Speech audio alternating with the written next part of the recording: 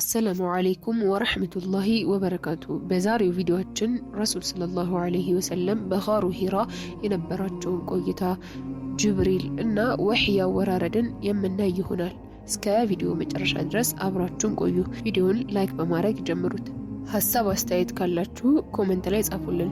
ለቻናሉ አዲስ ከሆናችሁ ሰብስክራይብ በማድረግ የደወል ምልክቱን ተጭነው ቪዲዮውን ይጀምሩት። ረሱል እድሜያቸው ወደ 40 ሲቃረብ ከሰው መገለልን ይወዱ ጀመር። ምግብና ውሃን ይዘው ከመካ 2 ማይል በሚርቀው ጋሩ ሂራ የሂራ ዋሻ ጊዜያቸውን ያሳልፉ ነበር። ረሱል ቁረይሾች የነበሩበትን እምነት አይደግፉም ነበር። ነገር ግን እጃቸው ላይ ግልጽ የሆነ የሚከተሉት መንገድ አልነበራቸውም። ረሱል 40 ዓመት ሲሞላቸው አላህ ለዓለም አብሳሪና አስጠንቃቂ አድርጎ ላካቸው።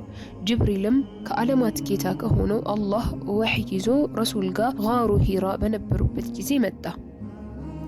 ጅብሪልም ረሱልን ቅራ አላቸው። ረሱልም እኔ አንባቢ አይደለሁም አሉት። ጅብሪልም ረሱልን ወስዶ እስኪደክማቸው ድረስ ሸፈናቸው። ከዛም ለቀቃቸው። ከዚያም ድጋሚ አንብብ ወይም ቅራ አላቸው። ረሱልም እኔ አንባቢ አይደለሁም አሉት። በሶስተኛው ጊዜ ጅብሪል اقرأ باسم ربك الذي خلق خلق الإنسان من علق اقرأ وربك الأكرم الذي علم بالقلم علم الإنسان ما لم يعلم አላቸው። ከዚህ ክስተት በኋላ ወህይ ሳይወርድ ቆየ። ረሱልም ወህዩ ሳይወርድ በመቆየቱ በጣም አዘኑ። በጣም ከማዘናቸው የተነሳ በጠዋት እየተነሱ የተራራ ጫፍ ላይ በመውጣት ራሳቸውን ሊጥሉ ይሞክሩ ነበር። ጅብሪልም ይገለጥና አንተ ሙሐመድ አንተ ትክክለኛ የአላህ መልእክተኛ ነህ ይላቸዋል።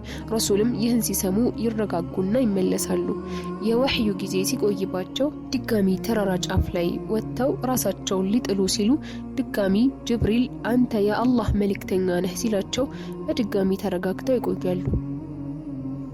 ابن حجر ስለ ወህይ መቆረጥ እንዲህ ይላሉ።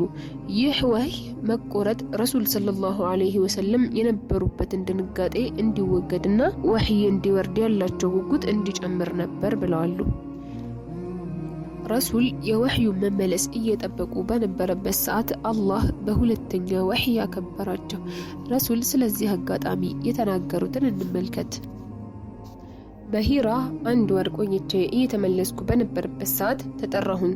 ወደ ቀኝ አየሁኝ፣ ምንም የለም። ወደ ግራ አየሁኝ፣ ምንም የለም። ወደ ፊት ለፊቴ አየሁ፣ ምንም የለም። ወደ ኋላ አየሁ፣ ምንም የለም። ጭንቅላቴን ወደ ላይ ሳነሳ አንድ ነገር አየሁ። ሂራ ዋሻ እያለው የመጣኝ መላኢካ በሰማይና በምድር መካከል በኩርሲ ላይ ቁጭ ብሏል። በፍርሃት ወደ መሬት ላይ ወደቅኩኝ። ከዛም ኸዲጃ ጋር መጥቼ ሸፍኑኝ ቀዝቃዛ ውሃ ድፉብኝ አልኳት። ሸፍኑኝ ቀዝቃዛ ውሃ ማፈሰሱብኝ። ከዛም ያ أيها المدثر قم فأنذر وربك فكبر وثيابك فطهر والرجز فاهجر ወረደ። ይሄም ሰላት ግዴታ ከመሆኑ በፊት ነበር የወረደው። ወህዩም በተከታታይ ይወርድ ጀመር። ቡኻሪ ዘግበውታል። ረሱል ከዚህ አጋጣሚ በኋላ በጣም ፈሩና ለኸዲጃ ነገሯት። ኸዲጃም የአጎቷ ልጅ ወረቃ ቢን ነውፈል ጋር ወሰደቻቸው። ወረቃ ቢን ነውፈል አላህ የሻለትን ያክል የዕብራይስጥ ኢንጂልን በዕብራይስጥ ይጽፍ ነበር። ትልቅ ሰውና አይኖቹ የጠፉ ነበሩ። ኸዲጃ የአጎቴ ልጅ ሆይ የወንድምክ ልጅ የሚልህን ስማ አለችው። ወረቃም ለረሱል ምን አጋጠመክ አላቸው። ረሱልም ያጋጠማቸውን ነገር በሙሉ ነገሩት። ወረቃም ይሄ ናሙስ ነው ማለትም ጅብሪል ነው አላህ ሙሳ ላይ ያወረደው። ምን አለ ወጣት በሆንኩና ህዝቦችክ ከሀገርክ ሲያስወጡክ ባየው አለ። ረሱልም ግራ ተጋቡና ከሀገሬ ያስወጡኛል ወይ አሉት። ወረቃም አዎ ማንም አንተ ይዘኸው የመጣኸውን ይዞ የተረፈ የለም፣ ሁሉም ይሰቃያሉ፣ ይገደላሉ፣ ይሞታሉ። እኔ በህይወት ከኖርኩ እደግፈሃለሁ አላቸው። ከዚህ በኋላ ትንሽ ቆይቶ ወረቃ ሞተ። የወህይ አወራረድ በ6 ደረጃ ይከፈላል። የመጀመሪያው ትክክለኛ እይታ ሲሆን ይህም የወህይ መጀመሪያ ነበር። ሁለተኛው ጅብሪል ሰውን በመምሰል ሲሆን በዚህ ወህይ አወራረድ አንዳንድ ጊዜ ሱሐቦች ያዩት ነበር። ሶስተኛው ጅብሪል ረሱል ሳያዩት ልባቸው ላይ ጣል የሚያረገው ነበር። የዚህ ማስረጃ የሚሆነን የነብዩ ሰለላሁ ዐለይሂ ወሰለም ሐዲስ ነው። ረሱል ሰለላሁ ዐለይሂ ወሰለም እንዲህ ብለዋል፣ ሩሑል ቁድስ በነፍሴ ላይ ጣል አድርጎብኛል። የትኛውም ነፍስ ሪዝቅን ሳትሞላ አትሞትም። አላህን ፍሩ፣ አጠያየቃችሁን አሳምሩ። የሪዝቅ መዘግየት አላህን በማመጽ እንድትጠይቁት እንዳያነሳሳችሁ። አራተኛው በደውል ድምጽ ሲሆን ይህ ረሱል ላይ በጣም ከባዱ ነበር። በጣም ብርድ በሆነ ጊዜ እንኳን ግንባራቸው ላይ ላብ ይሞላ ነበር። መጓጓዣቸውም ላይ ሆነው ወህይ ከወረደ መጓጓዣቸው መሬት ላይ ትወርድ ነበር። አምስተኛው ጅብሪልን በተፈጠረበት ገጽታው ያዩት ነበር።